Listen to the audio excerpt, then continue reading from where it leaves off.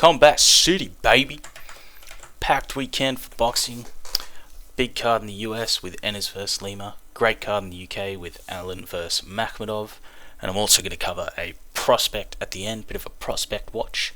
So, firstly, we're going to go over two fights on this card. We're going over Jared Ennis vs Usman Lima and Tamir Smalls vs Jose Vasquez. First one, Boots vs Lima. This is a fight at 154 pounds. They're not showing it here, but I'm pretty sure there's some belt on the line. Not an important one, maybe like an IBO belt or some shit. But the winner's expected to fight for one of the actual belts. And yeah, onto the actual fighters. Lima's a southpaw. He's a go-get-it type of fighter, very front-foot fighter, willing to trade, willing to leave openings as well. His only loss is to Aaron McKenna. If you don't know him, he's undefeated, just came off a win on 39-year-old Liam Smith. But for that fight in particular, it was upper weight division for Lima. At middleweight, it was also on 5 days' notice, and he lost that by decision. So fair play to him. Boots himself, Jaron Ennis, a bit of a fan favourite these days. He's a switch hitter with pop in his shots. Not really one-punch power, but he compensates for that with his timing, his placement, and his volume, and sort of breaks his opponents over time and wears them down. He's a very crafty fighter. I enjoy watching him.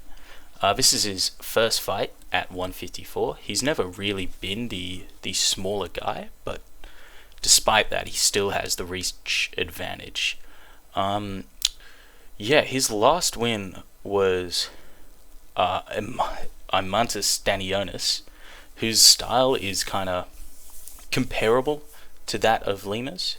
He stands flat on his feet, he keeps his guard high, and he likes to enter the exchanges with the jab, start his combinations with the jab, stuff like that. And Ennis was able to very effectively capitalize on those openings and eventually stopped him in the sixth. So for that reason, I'm going with Ennis by stoppage, but I think it's going to come in the latter rounds, given he's going up a weight class. He's also a smaller guy. So, on to the next one. Tamir Smalls versus Jose Vasquez. I'm not really going in depth on this one. This is on the undercard here. I just wanted to point out that on my betting app in Australia, Vasquez is a 1-6 underdog, and I have no idea why. So, unless I'm well out of the loop or there's something obvious that I'm missing here, this is a great value bet. Go make some money off this one. So, next we're going on to this UK card here. Two great matchups with some background to them on this card that we're going to cover.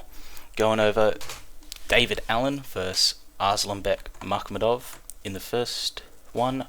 This is heavyweight. Fight between two knockout artists. So first thing I'll say is this one is not going the distance. Just get that out of the way. The stakes here for this one are pretty much for the winner's going to get a bigger fight against a bigger name. Specifically, David Allen has called out Deontay Wilder, or says that he intends to call out Deontay Wilder. I'm not sure. That's pretty much a call out in itself. I don't really know what's going on there, but yeah, the odds on this one are odd, I guess, so to speak. I think they should be even. Arslanbek Makhmudov's the slight favourite here, and I think Arslanbek himself, throughout his career, he kind of had this formidable aura to him, like a certain fear factor, but I think that's diminished over time. That could be a factor going into the odds. I'm not too sure. Yeah, David Allen, he stands orthodox. He's had a good career, I think. He's fought the likes of Dillian White, Luis Ortiz, just either 2 or 3 years ago, something like that. He got stopped by Fraser Clark. I mean, a lot of people wrote him off after that. And eventually they tried to feed him to Johnny Fisher last year. Just give Johnny Fisher a name, who was being promoted as the next big thing for English heavyweight boxing at the time. If you don't know Johnny Fisher, he's the the Bolsh guy's son. He's kind of like a influencer, I guess. Big dude. I don't know how he raised a professional athlete, but that's a different conversation. Fisher was being promoted as a big thing. Allen turns up as the B-side and actually lost the fight, but quite controversially in a split decision. And so that brought around demand for a rematch, and in that rematch, Fisher got knocked out. Pretty rare knockout, I've got to say. It was one of the very last seconds of round 5, and he gets flatlined at that exact same moment where he hits the canvas. Like, the bell rings and the towel gets thrown in. It's just all sorts of things going on at once. But yeah, he very clearly lost it, is the point. And so all of a sudden, David Allen's back, and I think that he's very motivated. I'm on this new David Allen hype train too, if you can't tell. He's been talking about like his past struggles with addiction, how he's been on the fence on his career. He's considered retirement before, but now after having a son, starting a family, he's found some sort of like a new motivation, a second wind in his career, and he feels like he's back. So yeah, I'm on the Allen hype train. I like this. But Arslanbek, the opponent, he stands orthodox. He's a big fucker, standing at 6'6". He's known for his power. It says 6'5.5". I'm pretty sure it's meant to be 6'6", but yeah, he's had a good career too, but recently got stopped by Guido Vianello, who isn't necessarily considered the biggest puncher. And I think that fight exposed quite a few holes in Arslanbek's game. Guido got through his power early in the fight, kind of just thugged it out, and then Guido using his evasion was able to tire Arslanbek out throughout the middle section of the fight, and then eventually took control in the latter rounds. And I think the way that fight went plays into David Allen's strengths. If you look at what happened in the first Fisher fight, the one that was like a clear as day robbery, Fisher's in control through the first few rounds. Around round 5 or 6, Allen's kind of tired him out and then starts to take control of the fight. So I think that's what's going to happen here. I'm going to go with Allen for this one. I think he's motivated. He's got the home advantage. He's very capable. And yeah, I think Arslanbek's weaknesses are Allen's strengths, simply. So Allen by knockout for this one. Now the next one, we've got Junaid Bostan versus Bilal Fawaz. This is also at 154 pounds. These guys have fought before, and Bostan was expected to win here. He's a very, he's a bit of a prospect. He's quick, good IQ. He's a very technical boxer, and he showed those attributes quite early in the first fight. But as the fight progressed, Fawaz kind of took control of the pace.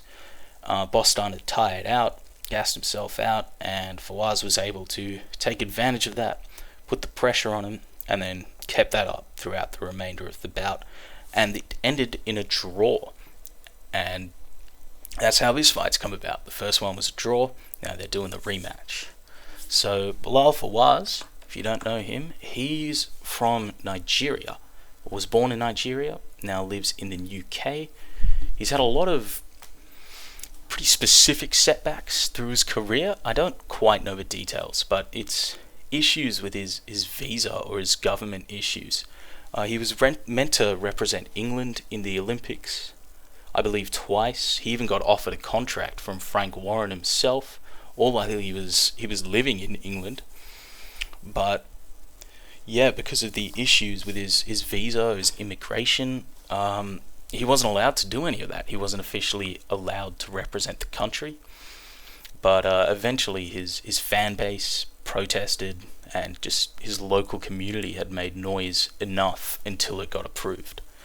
So yeah, the first fight did raise a lot of concerns about Bostan's gas tank, but I think this time Fawaz might try to pressure him early, rather than let it play out, let him tire out, and then put the pressure on him. I think Fawaz might try to pressure him early from the get-go, and that could potentially play into Bostan's favour, given I simply think Bostan is the more technical and just outright skilled boxer. But yeah, I think that's the obvious adjustment for Fawaz to try and make, but I think that could be a mistake. But yeah, again, this is a maybe. It could be an issue of Bostan fighting kind of uphill, like on his back foot, counter-punching, rather than his cardio. I don't really think so. I think the issue is his cardio, but I've seen some people discussing that. But anyway, the odds are kind of great for Fawaz at this one. At the time of recording this, he's like a 3-1 underdog. So I think this fight is quite unclear. I think it's going to be very entertaining though. And yeah, I'm going to go with Fawaz just for the value bet. And last but not least, the last bout that I wanted to cover. This is Yenli Hernandez versus Carlos Rodriguez. If you aren't familiar with Yenli Hernandez, he's a pretty fun, entertaining, rising fighter. I don't think he's getting very good promotion for what he's doing. I mean, look at this, like Chris Lawrence from the Heavyweight Factory. Never heard of it. Chris Lawrence, we'll take a look at him. Doesn't have a picture. He's been in the game since 2011, fair to him. Oh no, it's a... What happened here? I wonder what happened there, man. Anyway. Yeah. Yenli Hernandez. Entertaining style. He cuts off the ring, he puts you on the ropes, and then he just rains straight punches, splits right through the guard. Very entertaining to watch. Rodriguez, on the other hand, is 16-14. So this is pretty obviously like a record padding bout to me. I'm not going to break this down like in depth. I think Yenli wins this very easy. Just wanted to point this out. Tune into this one. I think Yenli's a good one to watch. Maybe I might do like a full prospect video or something later on. But anyway, that's this weekend in boxing. It's a good weekend. Enjoy it.